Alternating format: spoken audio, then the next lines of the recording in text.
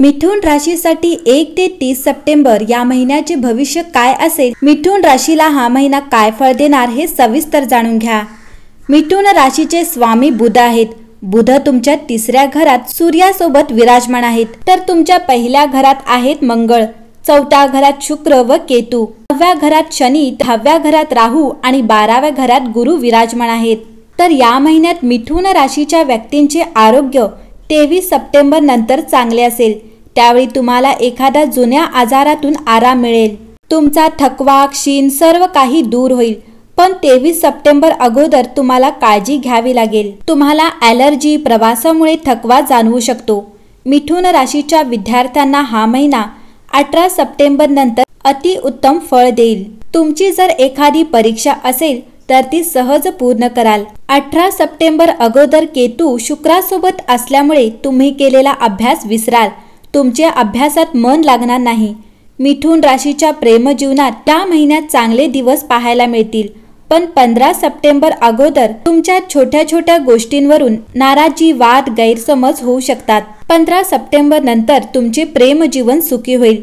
ज्यांचे ब्रेकअप झाले होते त्यांचा पुन्हा संवाद होऊ शकतो। ज्यांचे बोलणे बंद होते त्यांच्यात बोलणे चालू होईल।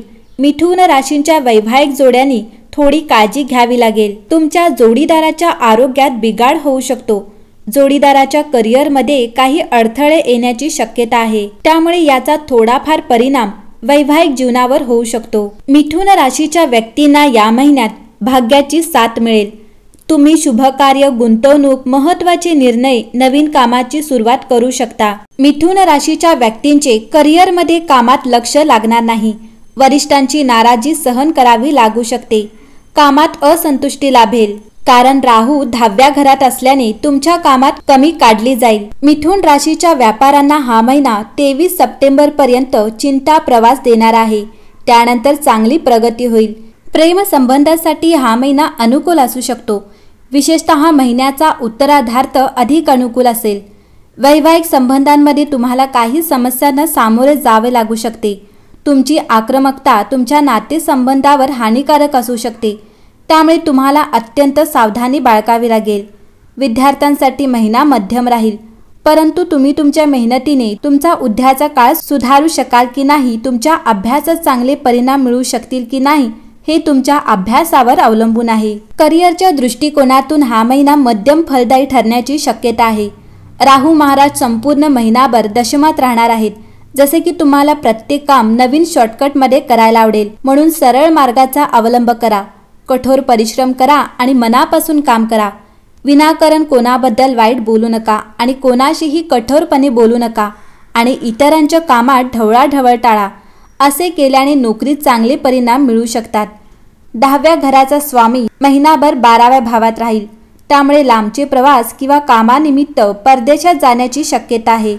तुम्ही खूप व्यस्त असाल आणि कुटुंबासाठी कमी वेळ काढू शकाल। 6व्या घराचे स्वामी मंगल महाराज महिनाभर तुमच्या पहिल्या घरात राहतील, त्यामुळे तुम्ही नोकरीच्या दिशेने दृढनिश्चय कराल आणि कठोर परिश्रम कराल। जर आपण व्यवसाय करणाऱ्या लोकांबद्दल बोललो तर 7व्या घराचा स्वामी गुरुग्रह 12व्या घरात उपस्थित असेल, त्यामुळे काही नवीन आणि परदेशी व्यावसायिक संबंध प्रस्थापित होऊ शकतात। परदेशी माध्यमातून व्यवसायात लक्षणीय यश मिळू शकते। मंगळाच्या पहिल्या घरात बसून सप्तम भावात पाहून तुम्हाला तुमच्या आक्रमकतेवर आणि रागावर नियंत्रण ठेवावे लागेल, अन्यथा तुमच्या व्यवसायासाठी हानिकारक परिस्थिती निर्माण होऊ शकते। 9व्या आणि शनी महाराज स्वतःच्या राशीत प्रतिगमी अवस्थेत असल्यामुळे नशीब हळूहळू तुमची साथ देईल आणि तुमची कामे मार्गी लागेल। तुमची रखडलेली योजना पुन्हा सुरू होईल, ज्यामुळे तुम्हाला तुमच्या करिअरमध्ये हळूहळू यश मिळेल। तुमची आर्थिक स्थिती बघितली तर हा महिना आर्थिक आघाडीवर संमिश्र परिणाम देणार आहे। गुरु संपूर्ण महिनाभर 12व्या भावात राहील, ज्यामुळे तुमचा खर्च होईल, परंतु हे खर्च चांगल्या कामावर आणि आवश्यक कामावर होतील। काही पूजा आणि धार्मिक धोरणाशी संबंधित असू शकतात, त्यामुळे तुम्हाला समाधान मिळेल। महिन्याच्या पूर्वार्धात सूर्य महाराज 3ऱ्या भावात विराजमान होतील आणि सरकारी क्षेत्रातून लाभाची शक्यता निर्माण होईल। त्यानंतर शनी महाराज तुमच्या भाग्याचे स्वामी असल्याने आपल्या राशीच्या 9व्या भागात विराजमान होतील आणि तिथून 11व्या घराला देखील ग्रहण होईल, ज्यामुळे तुमचे उत्पन्न स्थिर राहील आणि तुमची आर्थिक आव्हाने कमी होतील। तुमच्या राशीचा स्वामी बुध महाराज देखील महिन्याच्या सुरुवातीला तुमच्या दुसऱ्या घरात आणि महिन्याच्या उत्तरार्धात तुमच्या चौथ्या भावात राहून तुम्हाला सुख आणि संपत्ती प्रदान करतील। या महिन्यात तुम्ही नवीन मालमत्ता, वाहन किंवा स्थावर मालमत्ता देखील खरेदी करू शकता।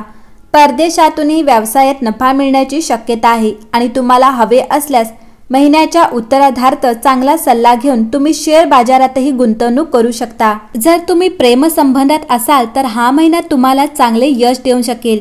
महिन्याच्या पूर्वार्धात 5व्या भावाचे स्वामी शुक्र महाराज तुमच्या 4थ्या भावात विराजमान असतील आणि त्यांच्यासोबत केतू महाराजही असतील आणि मंगळ आणि गुरुचे ग्रहही त्यावर असतील, ज्यामुळे तुम्ही आपल्या प्रिय व्यक्तीशी वेगवेगळ्या प्रकारे बोलाल।